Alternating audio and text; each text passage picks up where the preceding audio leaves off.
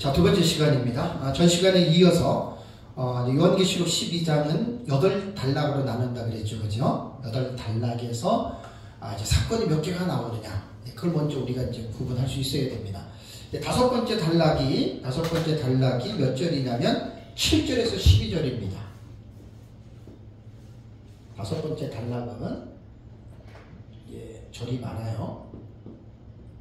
7절에서 12절에 많은 내용이 나오죠. 여러분들이 이제 읽어보시면 알겠지만 하늘에서 전쟁이 일어납니다. 하늘에서 전쟁이 일어나고 이 전쟁에서 미가엘과 그의 사자들, 그 다음에 용과 그의 사자들이 싸워서 용이 쫓겨나죠.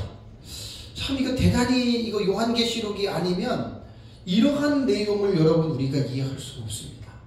참 요한계시록은 정말 이 너무너무 귀한 내용들이 너무나 많이 있는 정말 그 종말에 대한 보고가 담겨 있는 장이거든요. 요한계시록 책이. 요한계시록 공부들 잘 하셔야 돼요. 하늘에서 전쟁이 일어나는데 미가엘에 의해서 사탄과 그의 사자들인 귀신들이 쫓겨납니다.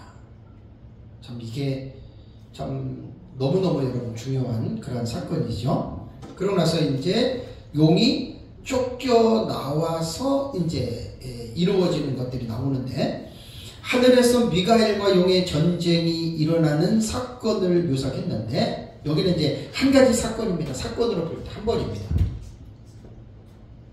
여기는 사건이 한 번 나오는데 이 본문에서 우리가 관심을 가져야 될 내용이 뭐냐면 왜 하늘에서 이런 전쟁이 일어나지? 그렇다면 이 전쟁은 언제 일어나는 것일까요? 반드시 여러분 사건은 육하 원칙 속에서 이런 부분들을 여러분들이 분명하게 이해를 해야 됩니다. 그러고 나서 어떤 사건을 우리가 연구하고 공부를 할 때는 사건이 그 사건 자체로 이렇게 끝나는 경우가 있지만 어떤 사건은 그 사건을 중심으로 해서 전후에 연결이 되는 게 있어요. 그러니까 이게 어떻게 보면은 요한계시록에 우리가 그냥 뭐 첫째 이놈 뭐고 둘째 이놈 뭐고 셋째 이놈 뭐고 넷째 이놈 뭐고 뭐 첫째 나빠는 뭐고 맨날 이제 그렇게만 배웠던 분들은 하나에 대한 사건에 대한 해석은 정말 말들을 잘합니다. 희들이 뭐 금물이는 뭐고 14만 4천원 뭐고 뭐 얘기들은 너무 잘해요. 근데 여러분 정작 중요한 것은 뭔지 아십니까? 제가 이제 그 연구한 걸로는 요한계시록이 1장부터 22장까지가 73가지 사건이 나타나고 6장부터 이제 19장까지가 52가지 사건이 나타난다 그랬죠. 그렇다면 이 52가지의 사건이 각개의 별개의 사건이거든요. 각 별개의 사건들이 이걸 하나로 여러분 융합을 할 수 있어야 돼요. 정리를 할 수 있어야 된다는 얘기예요. 예를 들자면 가장 뭐 이해하기 쉬운 게 뭐냐면 이제 퍼즐을 맞추는 것을 말하면 가장 이해가 하기가 비유로서는 쉬운 것입니다. 53개의 퍼즐을 조각이 있어요. 근데 퍼즐 하나의 조각 하나하나를 보면은 나름대로 전체적인 그림의 한 부분을 감당하고 있기 때문에 뚜렷한 어떤 그 부분들이 하나로서 보면은 나오죠. 근데 그것만 가지고 이 퍼즐이 뭘 이야기하는지 모르죠. 그 퍼즐을 제자리에 맞게끔 퍼즐을 놓을 때, 그리고 53가지의 퍼즐이 전부 제자리를 찾았을 때 어떻게 됩니까? 비로소 이게 이 그림이었구나라고 하는 것들이 판별이 나죠. 예를 들어서 53개의 퍼즐 속에서 가장 중요한, 예를 들면 뭐 눈동자라던가 어떤 그 사물의 중요한 어떤 부분을 식별할 수 있는 중요한 부분이 하나의 퍼즐을 모르면 이게 도대체 뭔지 모를 수도 있어요. 솔직한 얘기로. 그러면 그렇기 때문에 이 계시록 12장의 8가지의 사건들이 그 사건 자체를 종합적으로 정리를 해서 이 사건이 무엇인지에 대한 것을 알아야 돼요. 그래서 그 12장 안에서 8가지 사건을 연결할 수 있어야 되고, 그 다음에 11장과 13장에 나타나는 전체적인 요한계시록 안에서 이 전쟁이 끝난 이후에 여파가 어떻게 되느냐, 이 전쟁이 일어나기 직전에는 어떠한 상황이었느냐, 뭐 이런 것들이 성경을 여러분들이 연구하는데 우리가 중요한 부분들이잖아요. 그래서 여기 5번째 단락에는 7절과 12절이 이제 한 가지 사건이 나오고, 6번째 단락은 13절입니다. 이것도 한 절입니다. 13절을 보십시오. 13절을 보시면 용이 자기가 땅으로 내쫓은 것을 보고, 자, 쫓겨났습니다. 남자를 낳은 여자를 박해하는지라. 여기 여자가 누구죠? 1절에 헤로디본 여자입니다. 그러니까 지금 12장에서는 붉은 용은 사탄으로 이미 우리가 해석이 되어지기 때문에 여기 별로 어려운 적은 없는데, 1절에 헤로디본 여자가 누구냐에 따라서 해석이 전부 영향이 미치는 거예요. 지금 몇 뒤에까지. 그래서 헤로디본 여자를 심사숙고히 여러분들이 결정을 하셔야 됩니다. 그래야지 그 뒤에 나타나는 문맥들이, 여자에 관계된 문맥들이 전부 다 이게 연결이 되는 거예요. 그래서 13절에는 이제 사탄이 내어 쫓겼어요. 그러고 나서 남자를 낳은 여자를 이제 박해합니다. 이건 이제 사건이 한 번 나와요. 여기 한 가지 사건이에요. 한 가지 사건입니다. 그러면 이 한 가지 사건을 여러분 우리가 보면서 무엇을 우리가 생각해 보냐면, 그럼 이 사건은 언제 일어나지? 그죠? 당연히 그걸 생각해야죠. 그리고 이게 어떻게 일어나는 거지? 이런 것들을 기본적으로 우리가 성경의 텍스트를 통해서 설교자들은 이 부분에 대한 궁금증을 여러분들이 가지셔야 돼요. 그래야지만이 이 부분에 대한 성경 해석이 올바르게 나오고, 이 올바르게 된 해석을 우리는 설교를 하는 겁니다. 그래서 이제 설교자가 본문을 읽어놓고 본문에 대한 깊이 있는 이해가 없으니까 본문을 읽어놓고 본문에 집중하지 못하고 본문을 깊이 있게 설명해 주지도 못하고 그냥 본문 읽어놓고 설교는 다른 데 가가지고 노는 거예요. 여러분, 그건 진정한 설교가 아닙니다. 여러분, 그건 정말 진정한 설교가 아닙니다. 그래서 설교자는 본문에 집중해야 되고 본문에 붙잡혀야 돼요. 그래서 이제 설교 중에서 가장 제가 선호하는 설교가 주의 설교인데 정말 어렵습니다. 주의 설교는 어렵고 특별히 주경신학적인 부분에서 원어를 모르면 정말 힘들어요. 저도 원어는 잘 모르지만 계속 배우잖아요. 또 제 원어 선생님한테 늘 물어보면서 제가 설교를 하잖아요. 원어 꼭 보셔야 됩니다. 다른 건 몰라도 단어만이라도 히브리 헬라어 이 단어가 무슨 뜻인지를 꼭 여러분들이 보셔야 돼요. 그래야지 본문에 대한 내용들이 좀 풍성하게 좀 이렇게 될 수가 있습니다. 자, 7번째 단락은 14절에서 16절입니다.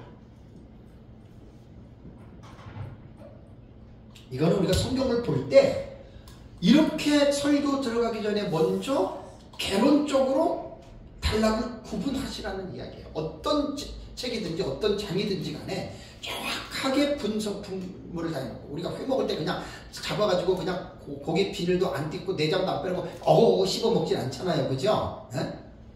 물에다 닦고 비늘 떼내고 배 가르고 그런 거에 설교라는 게, 이런 설교들이 사실 깊이 있는 설교가 된다는 얘기입니다.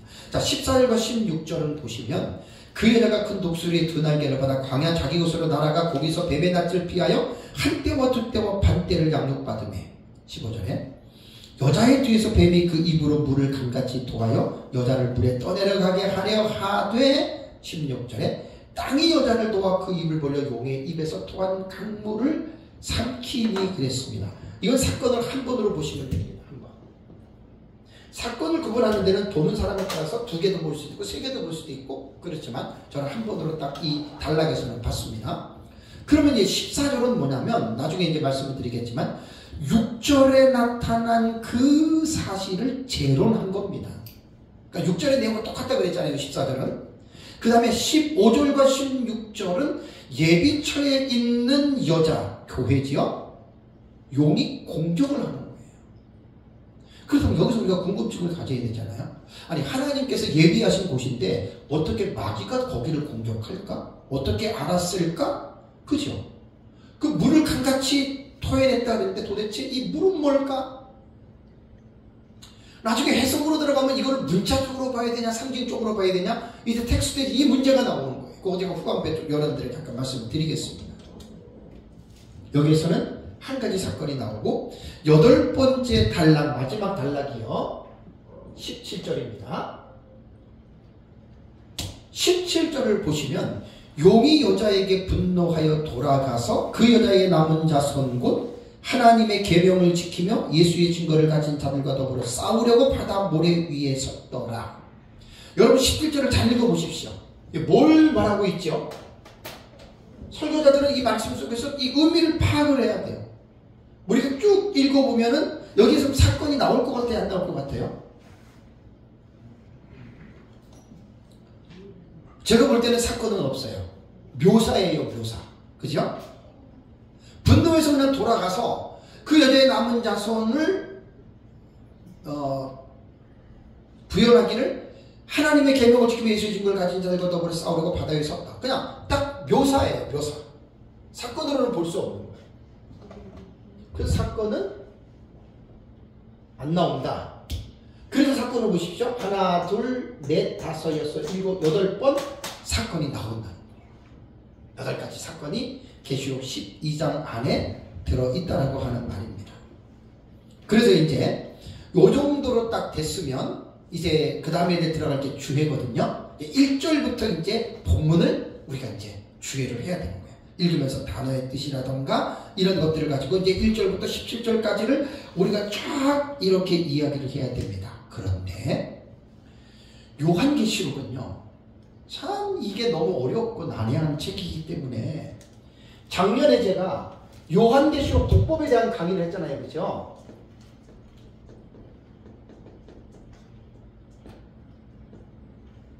요한계시록을 어떻게 읽을까예요. 그래서 아까 첫 시간에 말씀드린 대로 무조건 읽으면 안 된단 말이에요. 요한계시록 무조건 읽으면 무슨 뜻인지 몰라요. 무조건 읽어가지고 막 성령이 막 감동했다, 성령이 깨닫게 했다, 그 다 이단으로 빠진 거예요. 그런 사람들 신학적인 배경도 없고 성경적인 지식도 없이 그냥 읽었더니 막 성령이 열어줘가지고 막 깨닫게 해줘가지고 아주 완전 신출귀몰한 해석들을 하죠. 요한계시록 그 치안부족 말론들 이단과 사이비가 그렇게 해석한 거예요. 신학이 없어요. 원어도 몰라요. 그 사람. 정말 기가 막힌 일입니다.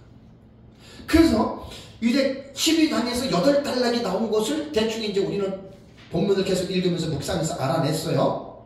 그렇다면 이것을 하나하나 해석을 하는데 해석을 하기 전에 꼭 우리가 요한계시록 독법 이거 제가 작년에 강의한 거에서 말씀드렸는데 이거 그냥 여러분 듣기 좋으라고 강의한 거 아니에요. 이 내용을 이제 계시록을 여러분들이 연구할 때 적용을 하시라는 말이에요. 그 요한계시록 독법 하에서 여러분들이 이제 1절부터 10절까지를 봐야 되는데 이러한 기본적인 지식의 배경 없이 하는 해석은요 주목구구식입니다. 주목구구라고 하는 말이요 어린 짐작으로 대충 하는 계산을 주목구구라 그래요. 확실하게 계산 안 하고 대충 그냥 이렇게 해가지고 이거 주목구구식이에요. 여러분 요한계시록 이렇게 해석하는 경우 얼마나 많은 줄 아십니까? 주목구구식의 해석이에요. 또 하나 마구잡이 용을 내가 많이 쓰죠. 마구잡이식의 해석들을 많이 해요. 마구잡이라고 하는 우리말의 뜻은 이것저것 또는 앞뒤를 가리지 않고 막 하는 거예요. 그냥 자기 기분에 내키는 대로 자기 생각대로 그냥 자기 느낌대로 이러한 해석은 일관성이 없습니다. 어떠한 성경 본문이라도 이러한 해석은 일관성이 없습니다. 아주 혼란스러운 해석입니다. 이게 요한계시록에 들어가면 말도 못해요. 학자들도 마찬가지. 말도 못해요.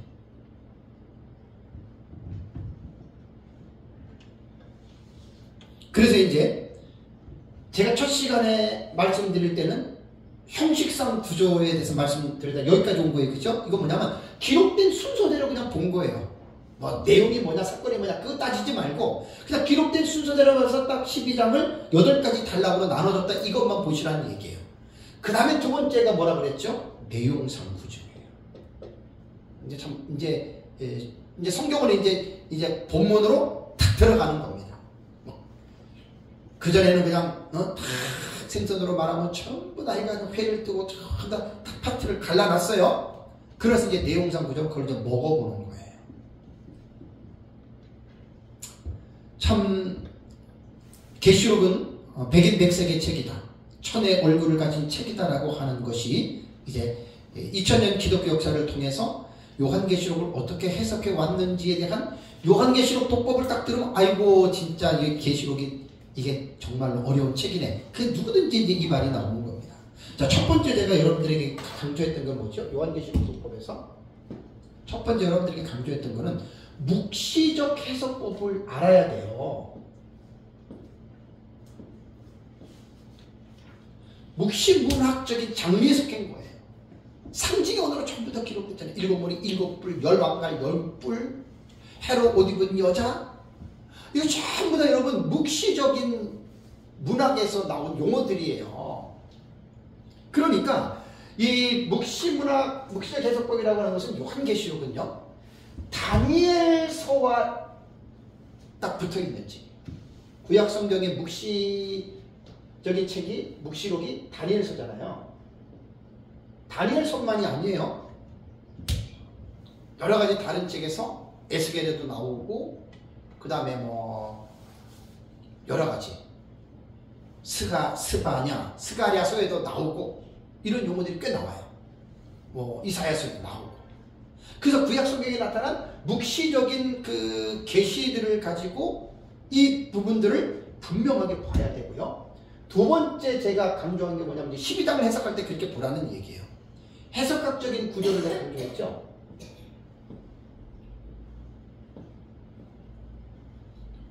이건 정말 중요한 거예요.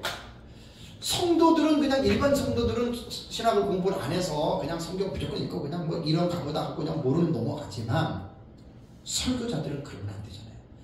설교자, 목사와 성도의 차이가 뭐예요? 똑같은 성도지만 뭐가 차이예요? 하나님의 말씀을 일정 기간 동안에 훈련을 받은 사람을 목사라 그러잖아요. 그죠?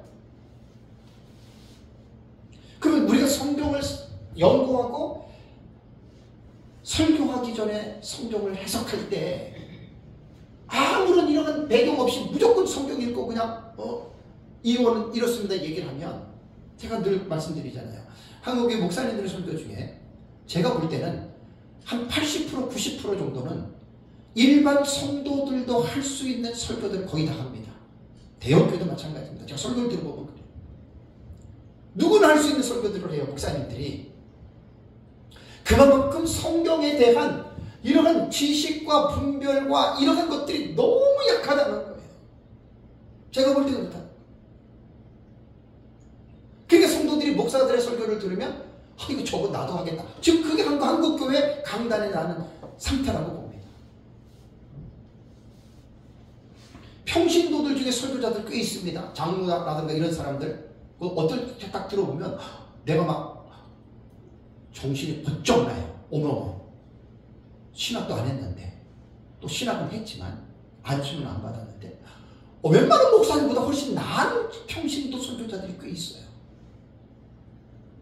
이 목사님들이 분별하셔야 됩니다. 분발해야 됩니다. 분발. 목사라고 다 목사 아니잖아요. 목사에게 있어서 가장 중요한 핵심은 말씀이에요. 말씀. 그 말씀을 연구하고 전하라고 하나님이 안수했지 목사가 돼가지고 무당 노릇이나 하고 사람이나 불러 모아가지고 부탁거리 하려고 목사님이 아니잖아요. 말씀을 연구하고 말씀을 전하라고 하나님이 목사가 되게 한 거지. 예? 사람 불러 모아놓고 그냥 감정에 불이 나고 치고 그냥 무당처럼 예언이니 방언이니 계시니 해가지고 돈 내라 그러고 그냥 돈독이 올라들 가지고 그 다 심판받는 거예요. 그런 목사들은. 너무 많아요. 한국교회 안에. 목사는 말씀 때문에 목사가 필요한 겁니다. 아멘. 말씀 그냥 이거 읽고 그냥 깨달았다고 전하는 게 그게 설교가 아닙니다. 오늘 제가 첫 번째, 두 번째 시간의 이 강의는 정말 우리가 어떤 본문을 가지고 설교를 하든지 간에 설교를 가볍게 여기지 말고 본문을 이렇게 최소한 이 정도의 틀을 속에서 목사님들이 성경을 연구해서 강단에 서시라는 이야기예요. 아멘. 참 너무너무 안 돼. 다 심판받습니다. 그런 거. 그래서 해석학적인 구조에서는 제가 몇 가지를 말했잖아요. 텍스트를 어떻게 해석할 것인가. 왜 이제 중요하냐면 텍스트의 해석에는 두 가지라 그랬잖아요. 문자냐 상징이냐. 자, 요한계시록 무조건 제가 해석하면 안 된다 그랬죠. 자, 문자냐 상징이냐를 딱 한 텍스트에서 한 단어에서 결정해야 됩니다. 12장을 제가 강의를 준비하면서 제 나름대로 그냥 정리를 해봤는데 저는 12장을 보세요. 이게 이제 종말론 신학의 입장에 따라서 세대주의 전천년은 극단적인 문자입니다. 다 문자로 봅니다. 무천년은 극단적인 상징입니다. 전부 다 상징으로 봅니다. 그래서 세대주의와 무천년은 대화가 불가능합니다. 이동적은 기본적으로 알고 있으셔야 된다는 얘기죠. 얘기는 무조건 싸우지 말고 뭐 내가 맞느니 네가 맞느니 싸우지 말고 왜 안 맞느냐, 왜 싸우느냐, 이래서 안 맞는 거예요. 고양이하고 개가 만나면 서로가 반가워. 반가운데 딱 반가움을 표시하면 상대방은 어떻게 알아들어요? 개는 반가우면 어떻게 해요? 꼬리를 들고 막 흔들죠. 이게 반갑다는 거예요. 고양이는 반가우면 어떻게 하는 줄 알아요? 꼬리를 내려요. 서로 만나 반가워. 고양이는 고양이대로 개는 개대로 반가움을 표시를 했어. 근데 자기 표시 방법이지만 자기가 알고 있는 상대방의 기호는 거꾸로 되는 거예요. 고양이 싸울 때 어떻게 싸워요? 꼬랑지를 탁 세우잖아요. 우리가 성경을 가지고 종말론자들이 무천년, 천천년, 세년 막 싸우잖아요. 그죠? 이단이 막 싸우잖아요. 참 안타까운 일입니다. 이단하고 신천지나 그런 이단하고 그렇게 싸우는 거는 괜찮아요. 그렇게 싸워야 돼요. 그런데 같은 개혁교회 안에서 개혁신학을 추구하는, 건전한 신학을 추구하는 목회자들끼리 종말론을 보는 입장의 차이에 따라서 나는 전천이고 무천이고 세대이고 뭐고 해가지고 내만 놓고 너는 틀리다 이래가지고 막 싸우잖아요. 그럼 100% 그 사람 회개해야 됩니다. 신학자든지 목사든지 회개해야 됩니다. 왜냐하면 종말론은요, 이 종말론을 보는 입장의 차가 이렇게 다르기 때문에 그런 거예요. 문자로 보느냐 상징으로 보느냐 여기에 따라서 대화가 사실 안 되는 거예요. 자, 12장을 제가 보는 부분에 우리 역사적 전천년은 뭐지요? 문자적 해석을 우리는 중시하면서 무슨 해석도 하죠? 우리 상징의 해석 충분히 합니다. 여러분 이렇게 제대로 된 입장을 갖고 계시록들을 공부를 하세요. 무조건 남에게 들은 것 가지고 뭐 흰말은 적그리스도니 뭐 그리스도니 이렇게들 말하지 마시고 내가 왜 흰말을 적그리스도 그리스도 두 중인으로 하느냐면 여기에 이런 신학적인 해석들의 지식이 뒷받침이 돼야 돼요. 그런 학문적인 배경 없이 요한계시록 공부하는 사람들이 태반입니다. 누구한테 들어서 카더라 죄송한 얘기지만 그렇게 공부하는 건 위험합니다. 아무리 올바르게 공부를 해도.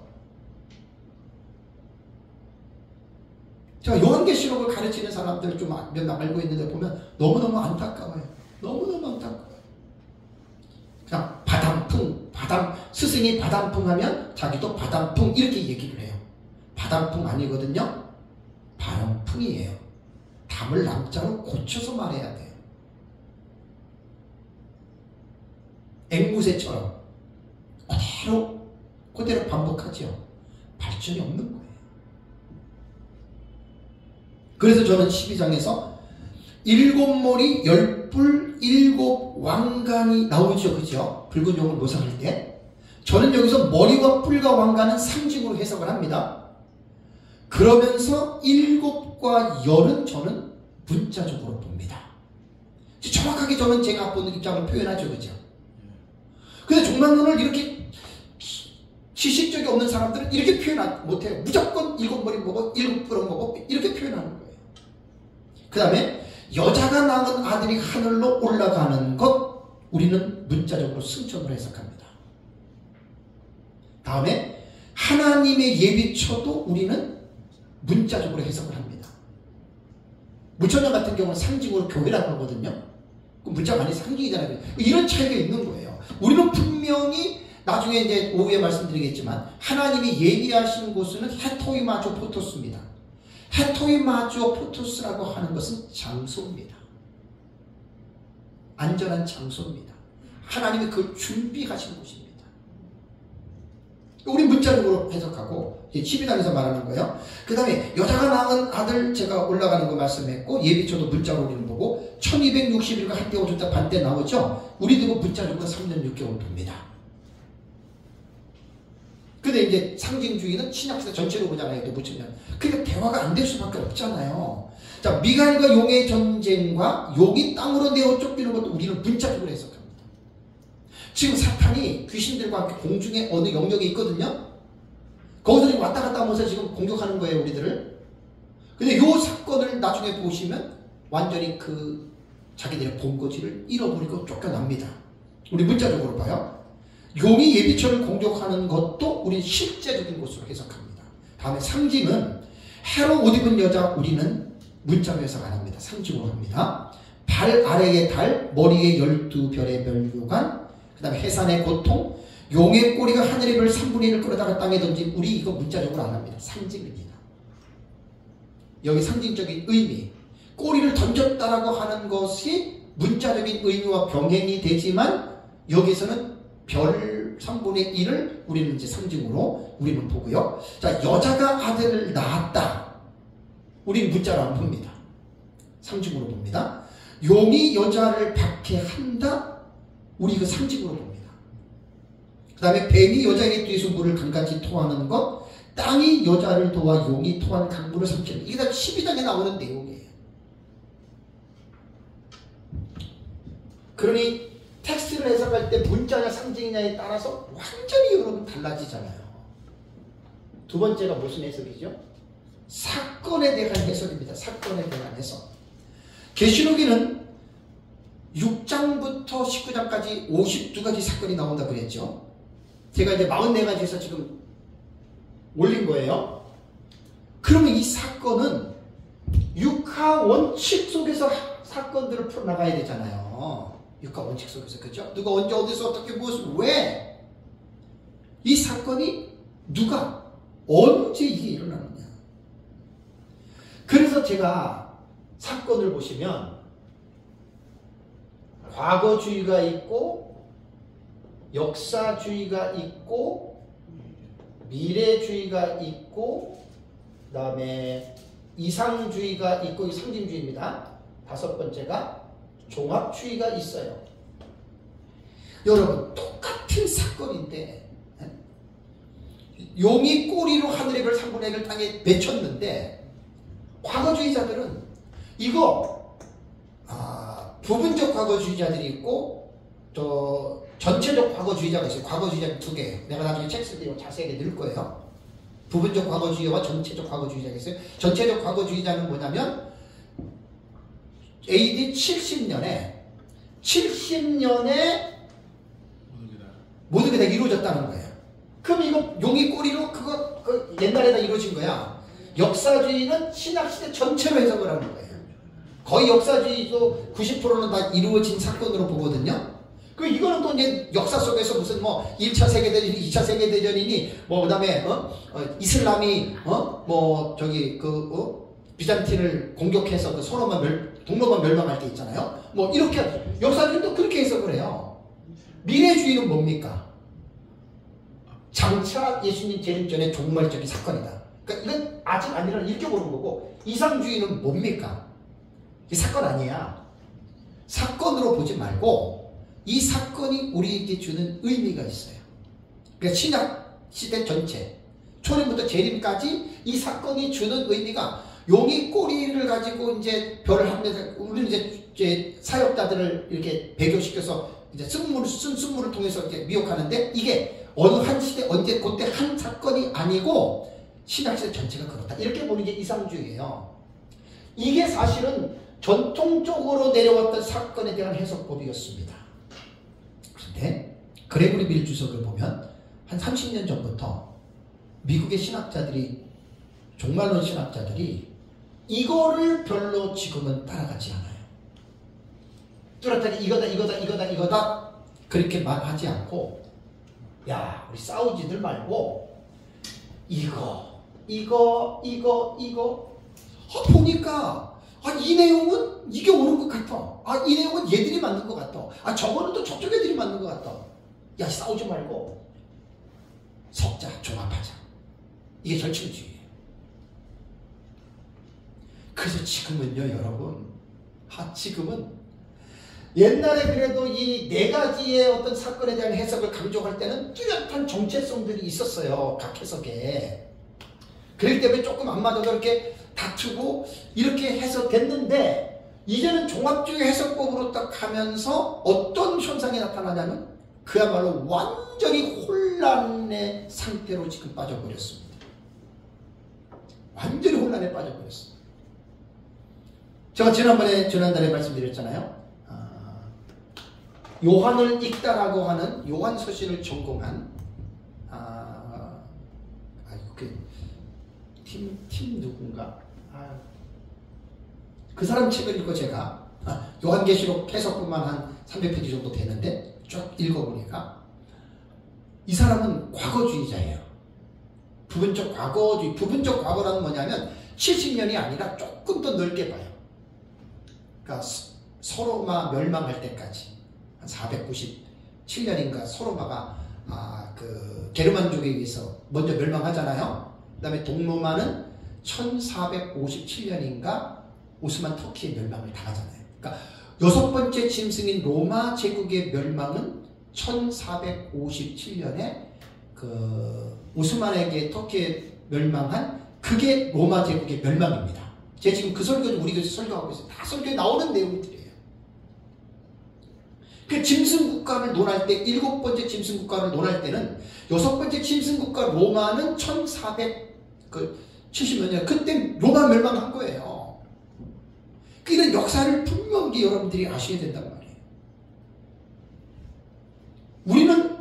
저는 종합주의 별로 좋아하지 않습니다. 아까 그 얘기하다 그랬죠. 요한을 읽다라고 한 그 무슨 마빈 페이퍼인가? 예, 마빈 페이퍼예요. 페이트. 예? 페이트. 마빈 페이트. 마빈 페이트예요. 그러니까 요한복음, 요한 1, 2, 3, 4, 요한계시록 전공한 학자거든요. 제가 막 제안했는데 여보 참 되게 웃겨. 그 말이 뭐냐면 1장부터 19장까지는 거의 과거주의로 봐요. 그 사람은. 그런데 20장을 딱 넘어가서 천년왕국 나오잖아요. 자기는 천년왕국은 미래주의 해석이 옳다고 본대요. 이게 종합주의예요. 근데 뭐라 할 게 하나도 없어요. 다들 요즘에 그렇게 섞어요. 우리나라 분과개혁사의 백금산 목사님이 자기는 구속사적 무슨 해석해가지고 종합주의 해석 따라가잖아요. 왜 그런 줄 아세요? 외국에서 공부하고 외국 사람들의 책을 보는 그 학자들과 목사님들은 옛날에는 전천년 옳지 무천년이 옳으니 이렇게 주장했지 요즘에 공부하는 그 외국에서 공부하시는 분들은 절대 이런 말 안 합니다. 그럼 그렇게 얘기하면 그 사람 무식한 사람이야. 꼰대야 꼰대. 옛날처럼 왜 다투고들 있어. 종합적으로 보는 거예요. 그러니까 마빈 페이트가 2021년에 그 책이 나온 거예요. 2021년에. 우리 둘째 사이가 얘기를 해가지고 그 책을 구입해서 봤더니 그렇게 나오더라고요. 내가 우리 아내 책 보이 이거 되게 웃겨봐. 그 20장 때에서 자기는 천년왕국은 미래주의가 맞다고 자기는 그래서 미래주의를 해석한 거예요. 거기에 기가 막힌 거 하나. 그 나머지 죽은 자들은 그 천년이 자기까지 살지 못하니라 20장 5절 있죠. 뭐라고 해석한 줄 아세요? 그 나머지 죽은 자들은 누구를 말하냐면 성도와 불신자들을 봐요. 그러면 거기에서 계시록 20장 4절에서 말하는 그 죽은 자들을 우리가 보는 우리의 순교자들을 봐요. 내가 너무 놀라가지고 내가 그랬어요. 야, 이 사람 나중에 공격받아요. 이게 지금 부활론에 그 나머지 죽은 자들이 천년왕국 끝나고 부활한다고 성도 우리 그렇게 보잖아요. 이거는 공격받는 거예요. 그러니까 학자라 하더라도 제가 볼 때는 정확한 이러한 지식들, 뭐 그분이야 뭐 학자니까 이런 지식을 갖고 있겠지만 제가 볼 때는 왜 이런 걸 생각 못하고 그러니까 하나만 알고 둘을 모르는 거예요. 당장 공격받습니다. 그거 해석은 전체적인 차원에서 그 해석들이 들어가야 되는 거예요.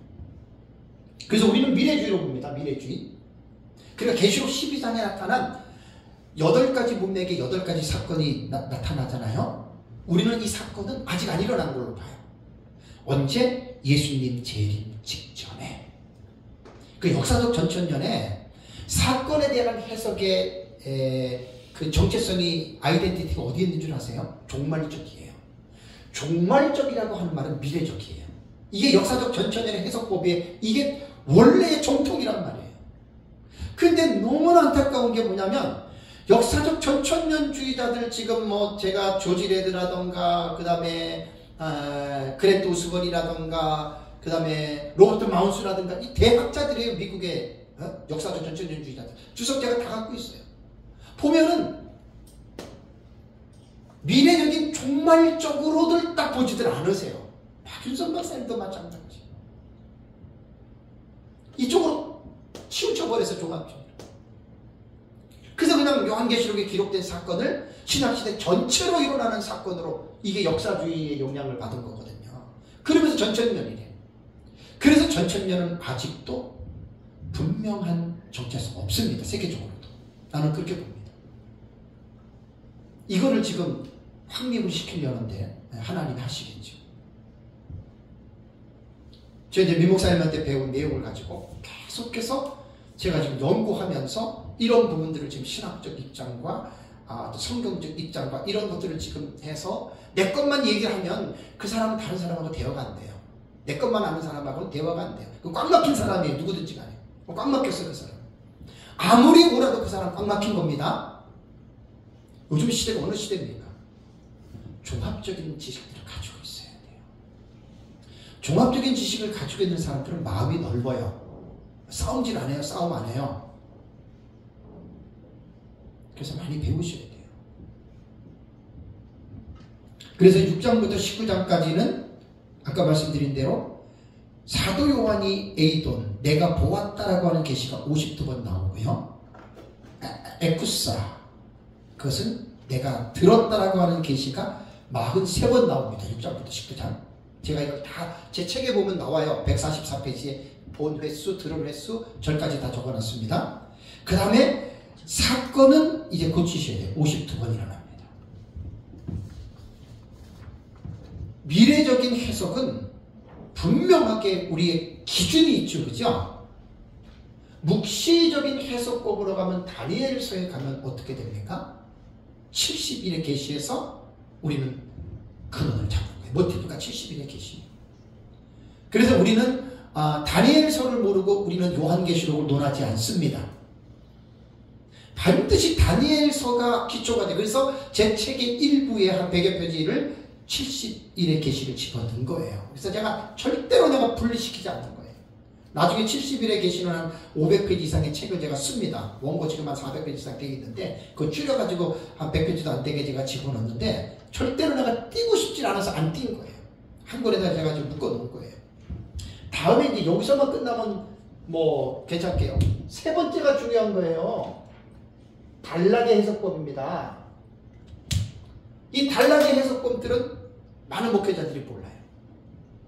이거 이제 주경학자들, 대학자들만 아는 거예요.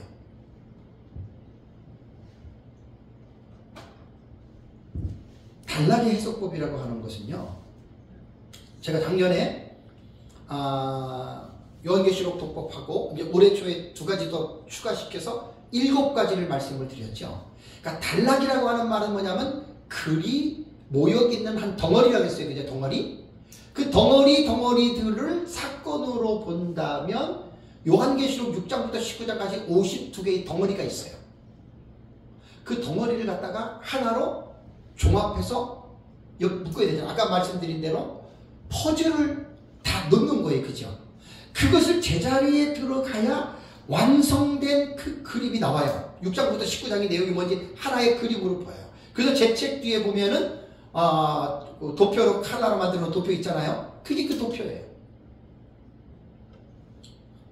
왜 많은 사람들이 이거를 모르냐면 모를 수밖에 없지요. 이렇게도 배우질 않아서. 이거는 이제 대추경 학자들 책들에 나오는 거예요. 계시록을 연구하는 학자들의 책 속에서. 그걸 제가 지금 뽑아본 거예요. 자, 단락은요. 6장부터 19장까지 52가지의 사건을 종합적으로 지금 완성시키는 거예요. 어떤 방법이냐면 점진적 해석법이 있다 그랬죠. 6장부터 19장까지 순서대로 사건이 일어난다. 이거예요. 이게 점진적 해석법이에요. 세대주의가 대표적으로 이렇게 해석합니다. 두 번째는 반복적 해석법이죠.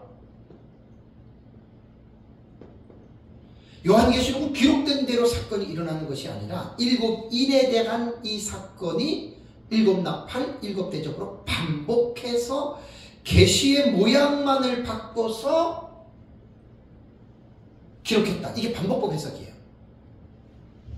세 번째가 뭐라 그랬죠? 전진하는 반복법이에요. 이 해석은 뭐냐면 야, 어떻게 요한계시록이 6장부터 19장까지 거기가 뭐 기록된 대로 순서 일어나고 아니면 하나의 사건 또 반복했다. 그렇게 말하지 말고 전진하는 반복법은 이 두 가지 사건을 믹서시킨 거예요. 믹서. 그러니까 어떤 부분에서 어떤 부분까지는 전진적으로 일어나요. 근데 어떤 부분은 앞에 걸 내용을 반복해서 해석해요. 어떻게 보면 우리가 보는 해석이 이런 유형이 사실 많이 있어요. 우리는 뒤에 이제 본경과 사격이 상호 고자인데 이런 요소도 우리도 많이 있어요. 예를 들면 여러분 도표를 보시면 첫째 화, 둘째 화, 셋째 화는 어떻게 일어나요? 저기는 전진하는 법으로 나타나죠. 그죠? 첫째 화, 둘째 화, 셋째 화, 다섯째, 여섯째, 일곱 번째 나팔은 기록된 순서대로 나타나잖아요. 그죠? 그런 요소가 있는 거예요. 지금 이거 하나하나 다 이야기를 하면 왜 요한계시록이 어려운지가 이제 이해가 돼요. 네 번째는 뭐냐면 교차대국법이에요. 시간상 자세하게 설명하지 않습니다. 제가 계속 강의할 때 지난달에도 이거 요약했거든요. 교차대국법은 키아즘 구조라 그래요. 요한계시록 1장부터 22장까지 가장 중요한 내용을 11장에 포인트를 둬가지고 거기가 이제 딱 뭐 이렇게 A, B, C, D 해가지고 가운데 몰아넣고 또 C-, B-, A- 해가지고 그게 키아즘 구조거든요. 그렇게 해가지고 딱 빼내는 게 교차 구조인데 그 생각해 보세요. 요한계시록 1장부터 22장을 이렇게 본다는 거예요. 네 번째는 다섯 번째는 점진적 평행법. 핸드릭스를 보는 구조입니다. 전진하는 점진적 평행법. 점진적 평행법. 요한계시록을 1장부터 22장까지를 초림부터 재림까지로 7단계로 막을 딱 단락을 딱 쳐놨어요. 요리를. 그렇게 해서 요한계시록이 1장부터 22장까지가 초림과 재림에 대한 사건들을 딱 7개의 단락으로 반복해 일어난다. 이걸 이제 병행법이라고 해요. 병행법. 반복법도 병행법이라고 하거든요. 우리가 보는 것도 병행적인 요소가 있어요. 그런 부분들을 가지고 있다는 거예요. 다음에 이제 여섯 번째가 샘 스톰스 책에서 제가 가지고 온 내용인데 비연대기적 방법이에요. 비연대기적 방법. 그 다음에 문학적 방법도 이렇게 했어요. 이걸 읽어보니까 이거는 이거예요. 야, 계시록? 그렇게 사건으로 이렇게 뭐 전진하느냐 반복하느냐 뭐 키아즘이냐 이렇게 보지 말라는 거예요. 연대기가 없다는 거예요. 그냥 이런 거는 무천년주의자들이 좋아하는 해석법입니다. 딱 틀에다 가둬서 이렇게 하지 말고 그냥 자유스럽게 뭐 첫째 인이든 둘째 나팔이든 일곱째 대접이든 자연스럽게 그냥 맞춰서 이제 이런 내용이에요. 지금 이게 비연대기적 방법. 일곱 번째가 본경과 사경이 상호 교차입니다.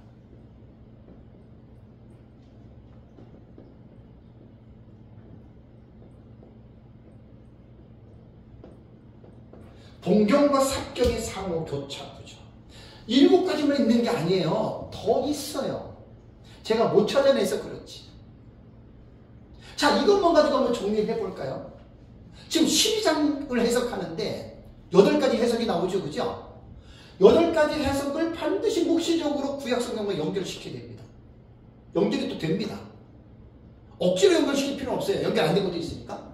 해석학적으로 볼 때는 제가 문자나 상징이냐 제가 보는 거 분명히 밝혔죠. 그죠?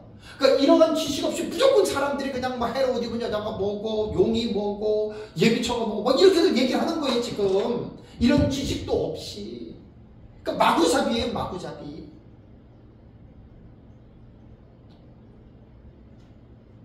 당연히 사건이잖아요. 1장부터 72가지 사건이 나타나는데 과거주의는 이미 다 끝났어. 역사주의는 지금도 이루어져. 거의 다 끝났어. 미래주의는 아직 안 일어났어. 이상주의는 사건 아니야.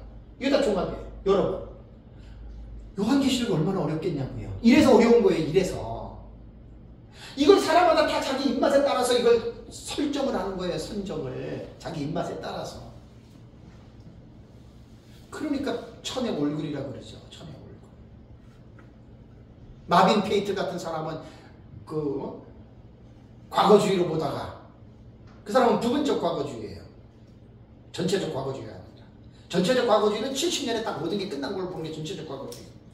부분적 과거주의는 그게 아니에요. 조금 더 길게 봐요. 그러니 여러분 이게 계시록 해석할 때 이건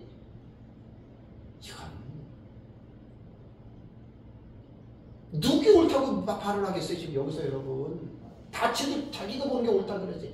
여기서 끝나면 단락이 이게 이제 여기가 결국은 마지막 완성시키는 거예요. 단락을. 6장에서 19장까지가 52가지 사건이 나오는데 순서대로 일어나. 여러분 완전히 내용이 달라지죠. 그죠? 이거 완전히 달라지는 거예요. 이거는. 야 그딴 얘기하지 말어. 반복이야. 완전히 달라지죠. 그죠? 또 전진하는 방법 보면 야 그딴 얘기하지 마라. 니네 얘기 중에 합쳐서 봐야 돼. 이렇게 해석하는 거예요. 교차되는 보면 야 그딴 얘기하지 마라. 뭐 1장 2장 이렇게 됐다가 11장이 이걸 말하는 건데 또 그게 빠져나서 이렇게 보는 게 교차대법이고, 점진점평에 보면 야 그런 얘기 하지 마라. 요한계시록은 시작부터 초림부터 재림까지인데 이거 다 어디부터 어디가 이거고 7개를 핸들씩 자른 거예요. 다 잘라가지고 이 무천년자들이 이런 말을 해야 돼. 무천년은 다른 얘기하지 말고. 근데 무천년이라는 다 똑같지 않아요? 전천년이라는 다 똑같지 않아요.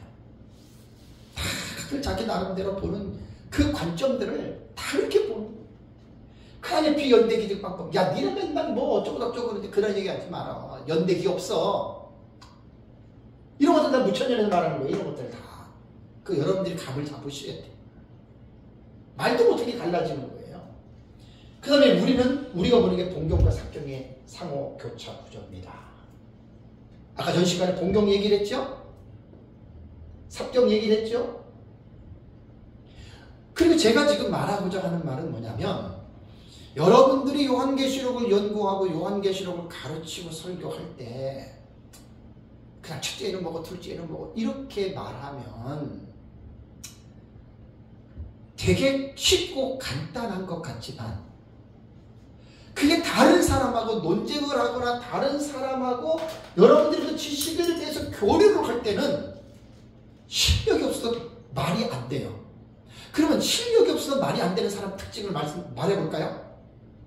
큰 소리 빽치고 그냥 돌아서는 사람이에요.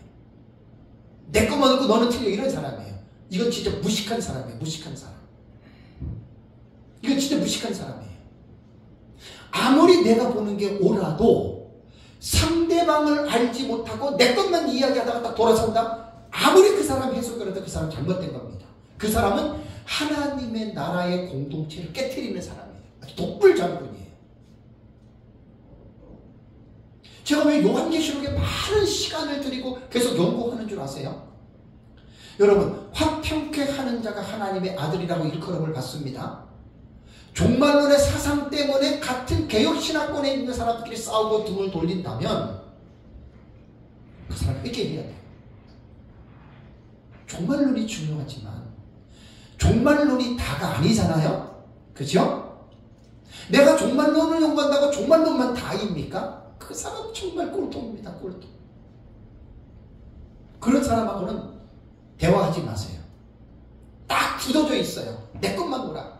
어떤 사람은 구속사만 연구해. 그 구속사만 다래. 그런 사람하고는 대화가 안 돼요. 대화가 안 돼요. 전체를 볼 수 있어야 돼요. 우리는 종말론을 우리는 공부를 하지만 종말론이 성경이 다가 아니잖아요. 그죠? 종말론이라는 게 하는 게 어디서 이것이 다 나옵니까? 성경 전체에서 이 종말론이 상상이 나와야 되잖아요. 성경 전체의 내용도 모르고 종말론 그 100% 그 사람 잘못 배운 사람입니다.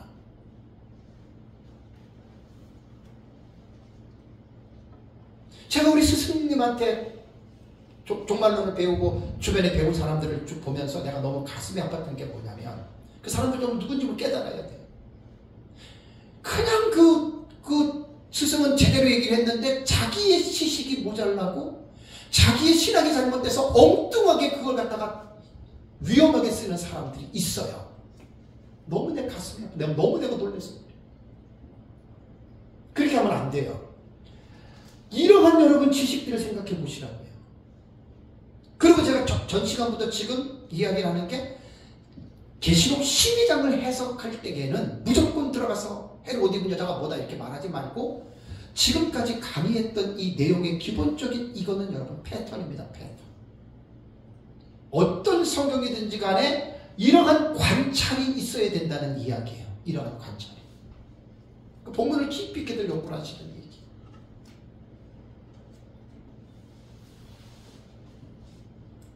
이래서 여러분 요한계시록이 어려운 거예요. 2000년 동안에 요한계시록이 기록이 되고 나서 2000년 동안에 요한계시록을 해석해 왔던 교회의 역사가 이렇게 나타난 거예요. 지금까지. 이렇게 나타난 거예요. 누가 올라요? 누가 올라요? 누구께 맞아요? 예수님 제일 해봐야 알아요. 그러니까 저는 이 요한계시록 독법을 작년에 강의하고 책을 지금 이제 이제 정리만 하고 나오는 건데 왜 제가 이거를 말을 하냐면 요한계시록 싸우지들 말라는 거예요. 그 쭈꾸리만한 지식 가지고. 그거 뭐 좀 연구도 깊이 안 해놓고 뭐 좀 책 몇 개 봤다고 해가지고 자기 것만 옳다는 사람들이 꽤 많아요. 요즘에 이제 신세대의 젊은 신학생들과 젊은 목회자들은 이미 그레고리 빌 책에 나온 대로 한 30년 전부터 종합주의 절충주의 해석법으로 들어갔기 때문에 이런 사람들은 딱 내가 대화해보면 알아요. 하나 고집 안 해요. 현재 트렌드거든요. 신학의 트렌드가. 그런데 지금도 좀 나이 든 사람들 만나면 꿀통 같은 사람을 만나는 사람이 있어요. 전천년만 옳대. 무천년만 옳대. 그 남의 말 몰라. 왜? 지피지기면 백전백승인데 남의 걸 몰라. 내 것만 알아. 그게 무식한 거예요. 그게 무식한 사람이에요. 그러니까 무식한 사람하고는 대화가 돼요? 안 돼요? 대화가 안 돼요. 왜? 내 것만 옳다고 하니까. 거기다가 이제 인격적인 장애를 가진 사람들은 상대방을 공격합니다. 상대방을 무시합니다. 상대방을 정죄합니다. 제가 사실 10년 전에 처음에 역사도 교천년을 받아들였을 때 제가 처음에는 좀 그랬어요. 제가 처음에는 좀 그런 게 나왔었는데 계속 연구하다 보니까 한 5년 전부터는 내가 입장을 바꿨어요. 그렇게 하면 안 돼요. 무식하면 안 돼요. 공부들을 많이 하셔야 돼요.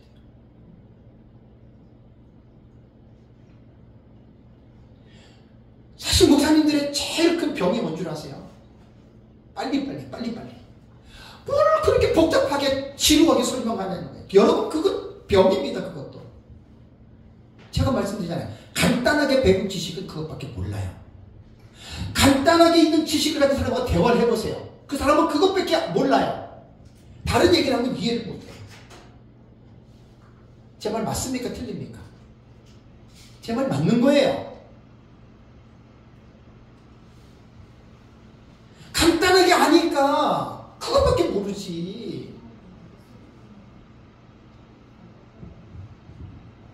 왜 제가 많은 시간을 들고 왜 이렇게 깊이 있게 하는 줄 아세요? 그러면 여러분들은 누구랑 이야기를 해도 이게 다 대화가 되잖아요, 지금 이게. 그죠?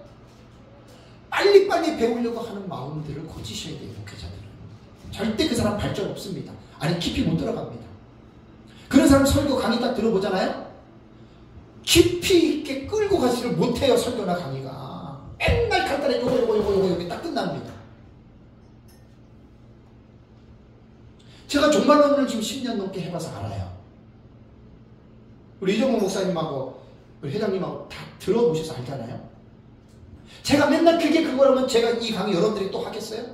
못하지요. 못하지요. 왜? 그거 다 아는 건데. 그렇게 하지 말라는 거예요, 제 얘기는. 깊이 있게 연구를 하세요. 제가 이것도 이번 시간 강의 때문에 또다시 제가 연구를 해서 정리를 한 거예요. 들어보시니까 어때요? 이렇게들 가르치시라는 얘기예요. 그냥 간단하게 해가지고 그렇게들 하지 마세요. 그건 연구하는 사람이 아닙니다. 평생을 연구를 해도 이 얼마나 요한계시록 종말론이 깊은지 모릅니다. 빨리빨리 배우려고 하는 좀 오해하지 마세요. 도둑신보입니다. 목사님들 그 회개하셔야 돼요. 제가 종말론을 연구하고 책도 쓰고 가르치다 보니까 이거 1, 2년 동안 배우는 게 아닙니다. 많이들 배우셔야 돼요. 많이들 공부하셔야 돼요. 그래야지 많이 배우고 깊이 있게 배운 사람이 설교를 들어보면 깊이가 있어요. 내용이. 네? 깊이가 있어요. 한편의 설교를 들어보면 알잖아요. 그 설교자의 지식, 영성, 인격, 성품, 설교 시간이 다 나와요. 이렇게 여러분 요한계시록은 최소한 이 정도의 기본적인 지식의 밑바탕에서 요한계시록 12장에 8단락에 8가지 사건이 나오는 것을 이 정도의 기본적인 지식에 서서 내가 가르치고 내가 믿고 내가 말하는 바를 정확하게 여러분 이렇게 말할 수 있는 그 정도의 신경을 갖추시라는 이야기예요. 그러니까 이렇게 딱 들으면은 아마 사기가 뚝 떨어질 겁니다. 때로는 떨어지셔야 됩니다. 왜? 요한계시록 그렇게 간단하게 배우는 책이 아니에요. 그렇게 간단하게 배우니까 간단한 지식을 얻겠지.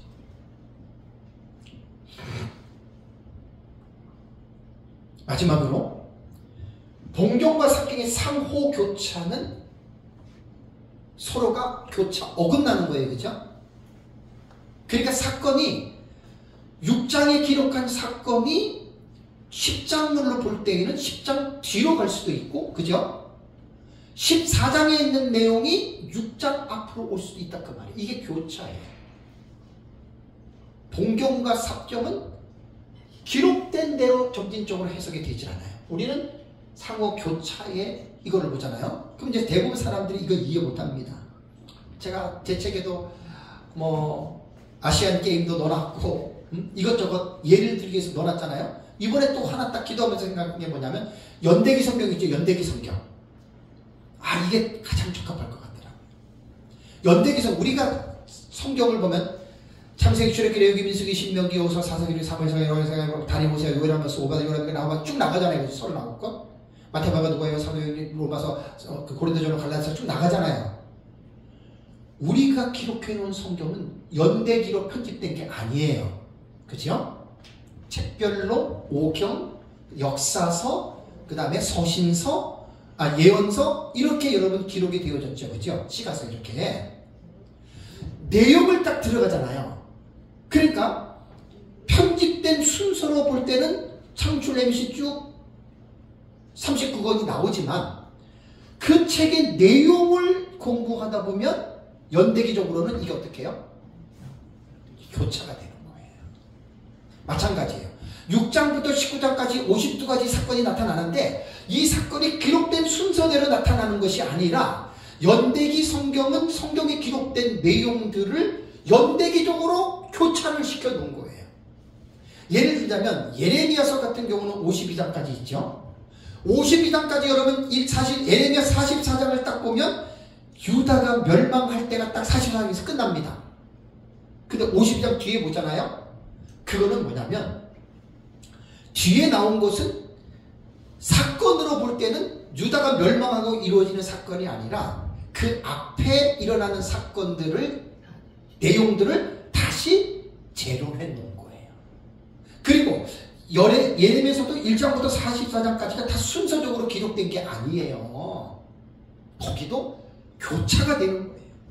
그래서 예레미야서를 정확하게 이해를 하려면 유다의 마지막 5 왕들에 대한 이해를 갖고 있어야 됩니다. 요시야, 여호아하스, 여호야kim, 시드기야. 이 5명의 왕이 유다의 마지막이잖아요. 그죠? 그 왕들의 통치 치하 때에 기록된 게 예레미야예요. 그 예레미야를 보면 여호야kim 몇 년에, 그 다음에 요시야 왕 몇 년에, 그 다음에 시드기야 몇 년에, 이런 말이 있거든요. 요 아는 사람들은 딱 연대기로 어떻게 뭐가 돼요? 딱 교차가 돼서 연대기로 쭉 이을 수가 있죠. 그죠? 다니엘서가 12장인데 1, 2, 3, 4, 5, 6, 7, 8, 12장 기록됐죠. 그죠? 여러분 그게 사건이 기록된 대로 된 줄 아세요? 아니에요.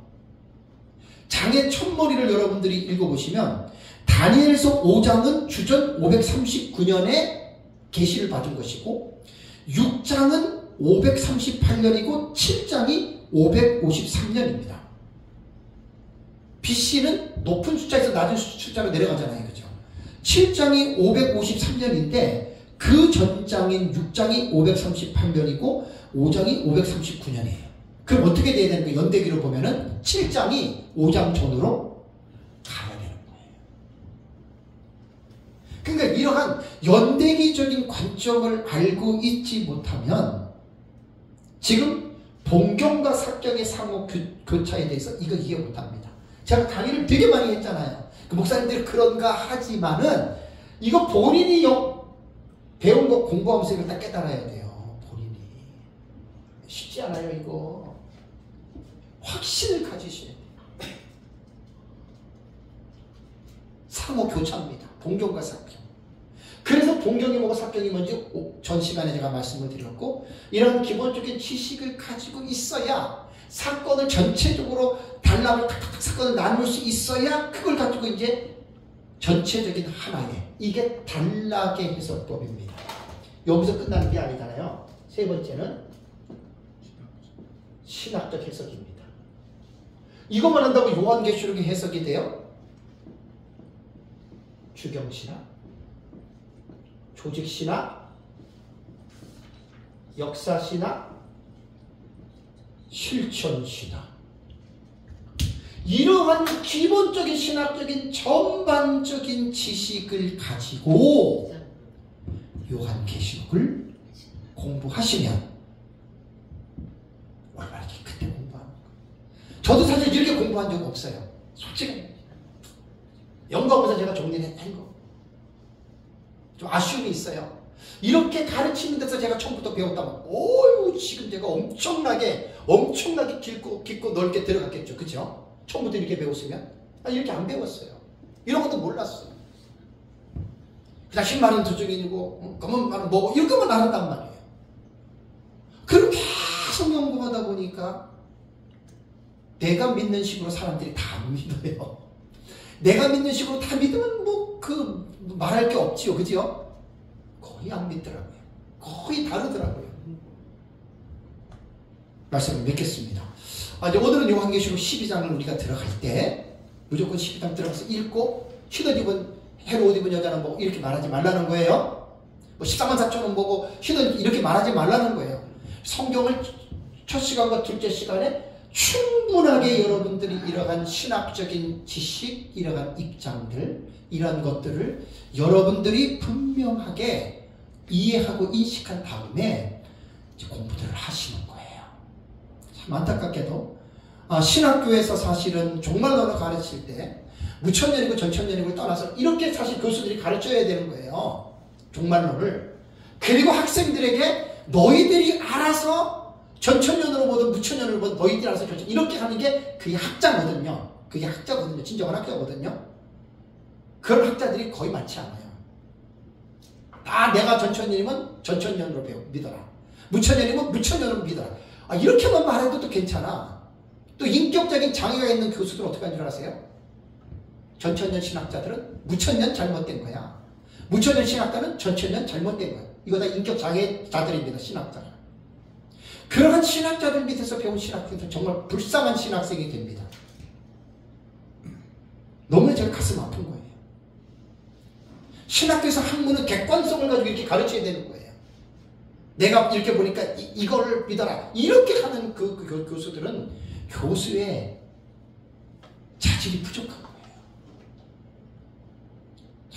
정말로는 너무 어려운 분야고 좀 여러 가지로 객관적으로 많이들 공부들을 해서 연구해서 가르쳐야 되는 부분이기 때문에 이제 오후 시간부터 이제 12장 추에 들어갑니다. 그러니까 첫째 시간, 둘째 시간 이러한 지식을 여러분들이 염두에 두고 기초에 두고 그 다음에 이제 오후 시간부터는 제 책을 가지고 이제 12장 1절에 이제 주회를 들어가겠습니다. 네, 마치겠습니다.